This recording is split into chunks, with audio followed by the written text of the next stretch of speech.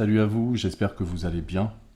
J'espère que vous passez une excellente journée, que la journée a bien démarré pour vous, ou alors qu'elle se termine bien en fonction de l'endroit où vous vous trouvez. Aujourd'hui, j'ai envie d'aborder un sujet très important, très intéressant, qui en fait peut prendre différents aspects et qui ne manquera pas d'intéresser des personnes, mais aussi de faire penser à ceux et à celles qui m'écoutent, à d'autres personnes qui auront besoin de ces conseils, les conseils que je vais donner dans ce podcast. Si je fais ce podcast aujourd'hui, c'est que j'aurais, moi aussi, à une époque, aimé avoir ces conseils, aimé bénéficier de ces conseils, et en l'occurrence, une fois que j'en aurais bénéficié, beaucoup de choses que j'ai vécues dans ma vie auraient été différentes. Je veux parler dans ce podcast de la meilleure manière de se rebeller selon moi quand on n'a pas encore atteint 20 ans. Se rebeller, en vrai, c'est quoi ? C'est aller à l'encontre des schémas, mais des schémas imposés, c'est-à-dire des schémas qu'on a eus dans son éducation.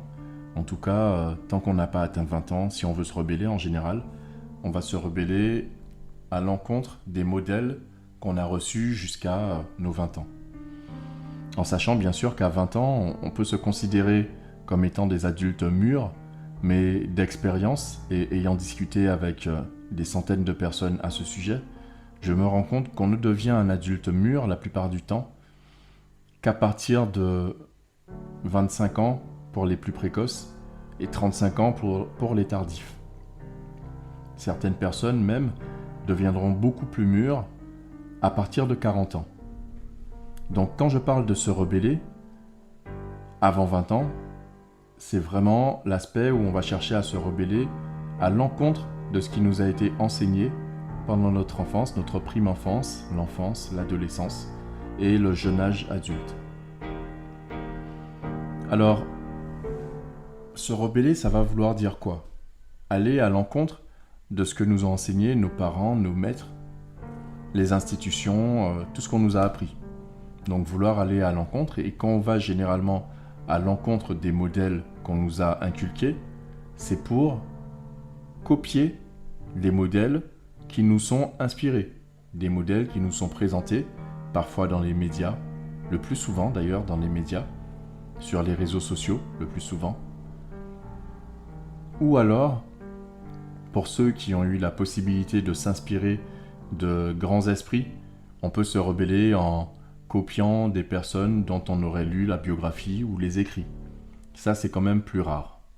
Ce contre quoi on va chercher à se rebeller, ce sont les comportements, l'éducation, le mode de vie qu'on a connu quand on était plus jeune.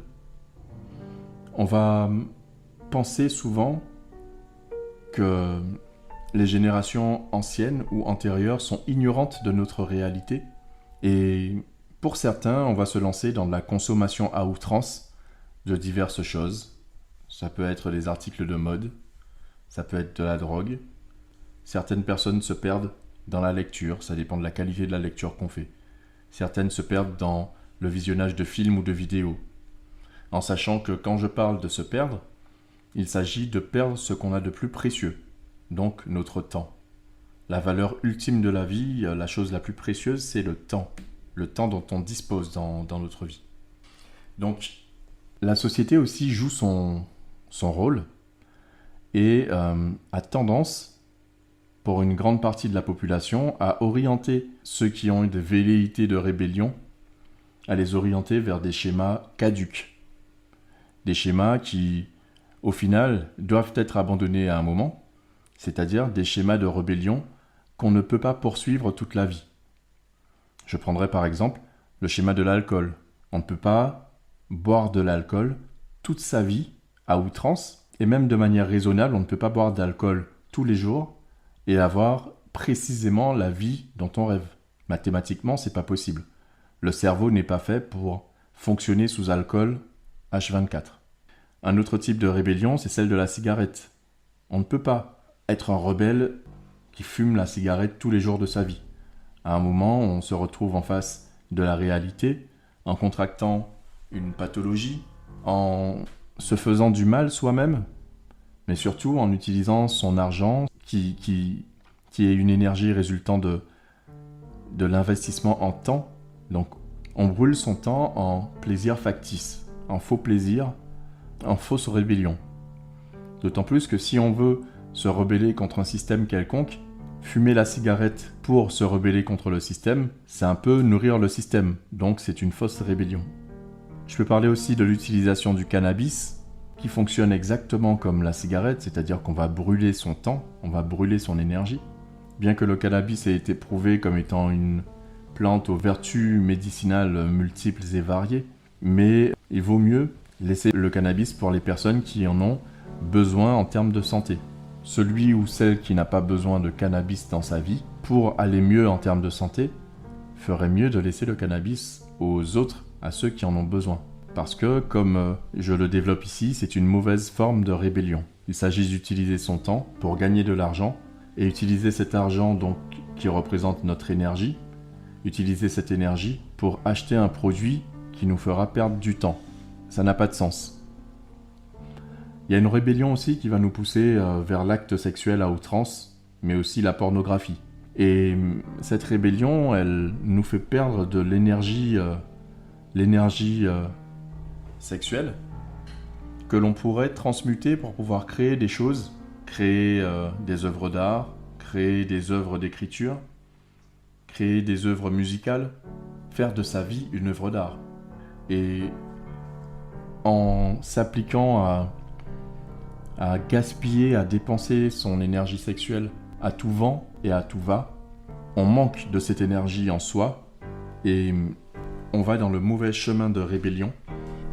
La rébellion, la bonne rébellion, devant normalement être le fait de monter un plan qui nous permette de changer de conditions dans la vie, parce que nous vivons dans une société où il y a des strates et que tout est fait dans la société où nous vivons pour que chacun reste à son niveau de caste, à la caste dans laquelle il est né.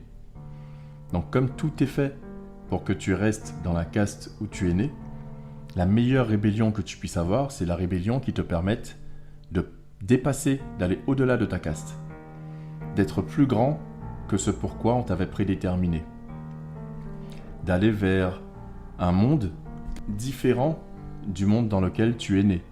Si tes parents ont été salariés et que ton objectif, ton désir profond est de travailler à ton compte, il ne sert à rien de choisir des rébellions qui ne feront que retarder ta délivrance. En revanche, si ton objectif, même si tes parents étaient salariés, c'est d'être un salarié qui excelle dans son domaine, eh bien, peu importe, c'est encore le même schéma. Si tu bois de l'alcool mais que cet alcool t'empêche d'aller au-delà de ce que tu as choisi de réaliser dans ta vie, eh bien tu as pris la mauvaise forme de rébellion. Il faut comprendre que tout ce vers quoi on nous fait miroiter l'esprit de la rébellion, tous ces produits, tous ces succès d'années du plaisir ou du bonheur, ne font que nous détourner des vrais plaisirs et des vrais bonheurs de la vie. Le but étant de te faire perdre un maximum de temps à chercher une compensation dans ta vie. Tu passeras donc du temps à chercher ces compensations, à satisfaire ces compensations, mais à te retrouver surtout piégé dans ces satisfactions, parce qu'au final, elles n'ont aucune valeur concrète pour te permettre d'arriver à tes objectifs profonds, à tes désirs profonds. À partir du moment où tu comprends ça, tu comprends que plus tu te rebelles dans la mauvaise direction, et plus tu retardes ta maturation. En tant qu'individu, tu retardes ta maturation, c'est-à-dire que le temps que tu as de disponible avant 20 ans, avant 30 ans, avant 40 ans, pour pouvoir devenir la personne à laquelle tu aspires, eh bien tu mets ce temps dans une fausse rébellion. Et tu gaspilles ton énergie. Tu la donnes à tout le monde, sauf à toi. Sauf à la réalisation de tes projets, de tes désirs, de tes ambitions les plus folles. Et en comprenant ça, tu as la possibilité de revenir sur une rébellion efficace. Une rébellion qui te permettra d'arriver aux objectifs que tu t'es fixés et d'aller en direction de tes ambitions profondes. On vit dans une société aujourd'hui qui valorise le plaisir constant. Un plaisir au-delà du plaisir, j'ai envie de dire. Un plaisir qui te donnerait tout le temps du plaisir. Sauf que la réalité du monde dans lequel on vit n'a rien à voir avec ça. Dans le monde dans lequel nous vivons, dans la vraie vie, il faut toujours une phase d'accommodation à une nouvelle habitude, une phase où tu vas un peu souffrir, un peu sortir de tes habitudes. Et c'est comme au sport, si tu commences une discipline mais que tu répètes plusieurs fois un mouvement auquel tu n'es pas habitué, tu auras des courbatures. Eh bien, les courbatures, c'est pareil aussi, même dans le domaine mental. Si pour te rebeller, tu choisis une activité telle que la lecture de choses que tu aimes lire, bien sûr, parce que c'est toujours plus simple d'aller vers les choses qu'on aime faire naturellement. Si tu vas vers la lecture de choses que tu aimes lire, au début, ça sera quand même un peu difficile. Tu auras une forme de réticence psychologique à aller vers la lecture. Surtout si autour de toi, personne ne lit. Si les personnes qui t'entourent ne lisent pas du tout, que tu as un environnement qui te décourage à la lecture mais qui t'encourage plus à te poser devant Netflix ou sur ton téléphone à scroller en regardant des vidéos à 2 balles, si ton environnement t'encourage plus à faire ça, il sera bien plus compliqué pour toi d'ouvrir des bouquins, déjà d'aller dans une librairie, trouver des bouquins qui t'intéressent, ou même t'inscrire à la bibliothèque du coin, trouver un type de littérature ou d'ouvrage ou de savoir qui t'intéresse, et approfondir dans ce savoir pour pouvoir découvrir tes propres aspirations et accéder à ton propre épanouissement. Donc tu vois, on vit dans une société qui a tendance à nous encourager, et à encourager les plus jeunes surtout, à aller vers des habitudes de rébellion qui soit ne peuvent pas être poursuivies toute la vie, autrement tu attentes à ta santé physique, morale, psychique, financière, psychologique, ou alors ces habitudes deviennent des pièges desquels tu ne peux pas sortir au bout d'un moment parce que tu as tellement pris l'habitude que c'est devenu partie intégrante de ton mode de vie. Et ce que je pourrais te recommander, comme toutes les habitudes fonctionnent pareil, c'est de te rebeller en prenant des habitudes qui te forceront, qui seront trop difficiles à quitter dans quelques années, dans quelques mois, dans quelques semaines, mais qui ne feront qu'apporter des bénéfices à ton quotidien, des bénéfices à ta vie. Je parle, par exemple, je viens de la citer, de l'habitude de la lecture. Je parle aussi de l'habitude de jouer d'un instrument de musique, par exemple. Si ça peut améliorer ta vie, pourquoi pas ? Mais une habitude me vient en tête, qui est une habitude qui va au-delà des habitudes classiques, normales, c'est celle de produire. L'habitude de produire des choses, de créer des choses en fonction de ce à quoi tu aspires profondément. Si tu as envie d'écrire, écris régulièrement. Écris tous les jours. Écris le plus souvent possible, puisque quand tu prendras l'habitude d'écrire, tu deviendras progressivement écrivain. Si ton plaisir c'est de tourner des vidéos, tourne des vidéos. Si c'est de faire des courts-métrages, fais-en le plus possible. Et en cela, tu te rebelleras dans la bonne direction. C'est-à-dire que tu feras quelque chose qui n'a rien à voir avec ce que les institutions et tes parents t'auront appris à la base, mais que tu iras dans la bonne direction, cette direction qui te permettra potentiellement, qui t'offrira le potentiel de passer à une caste supérieure à celle dans laquelle tu as vécu jusque-là. Je te fais part de ces réflexions, mais ce sont des réflexions que j'ai moi-même menées depuis déjà plus de 10 ans, et j'aurais vraiment adoré avoir compris ces choses avant 20 ans. Mais bien sûr, tu peux ne pas avoir compris ces choses à 50 ans et continuer à te bourrer la gueule tous les soirs après le boulot, continuer à fumer 2, 3, 4 paquets de cigarettes par jour et finalement tirer ta révérence à la vie sans avoir compris les bases de la bonne rébellion. Mais si tu comprends et si tu entends ce discours juste là, c'est que tu es tout à fait prêt à l'entendre. Et que tu es prêt, si l'esprit de rébellion t'habite comme il m'a habité, et comme il m'habite encore, tu es prêt à utiliser cet esprit de rébellion pour pouvoir faire des choses de manière différente. En anglais, on dit le terme disruptive, c'est-à-dire tu es prêt à prendre une voie complètement différente, à prendre une tangente et à aller dans une direction complètement nouvelle par rapport à l'environnement que tu as eu jusqu'à présent. Ces bonnes habitudes peuvent être par exemple de faire une activité physique régulière. Certaines personnes ne découvrent les activités physiques qu'après la trentaine. Et ce sont des personnes à qui les activités physiques font un bien fondamental. Des personnes qui se sentent tout bonnement bien avec ces activités physiques. Et je t'encourage vivement, si aujourd'hui tu veux te rebeller de la vie, de te rebeller en menant des actions saines sur la durée. Je veux t'encourager à quitter les actions négatives et hautement addictives. Même la cigarette et l'alcool. D'ailleurs, l'alcool, on le dit peu, mais l'alcool est une drogue dure. Mais je t'encourage aussi à te défaire du café, du thé. Parce que tout ça, en fait, ce sont des choses dont on a tellement de mal à se défaire qu'on est porté à se demander régulièrement « Qu'est-ce que je ferais si j'avais pas ça dans ma vie ?» Est-ce que je pourrais vivre sans me mater une série Netflix en rentrant le soir à la maison ? Est-ce que je pourrais vivre sans me branler devant une vidéo seul dans mon lit ? Alors qu'en fait, tu pourrais travailler sur tes capacités, te rebeller et aller de l'avant, chercher quelqu'un avec qui partager ton intimité. Ce qui est, dans le fond, beaucoup plus sain si, bien sûr, tu ne partages pas ton intimité avec 10, 15, 20 personnes différentes à l'année. Parce qu'il y a une mesure dans tout. Et cette rébellion vers laquelle j'ai envie d'orienter ton regard, cette rébellion que je t'invite à regarder, c'est la rébellion qui t'aidera tout simplement à mettre une mesure dans ta vie. Une rébellion mesurée.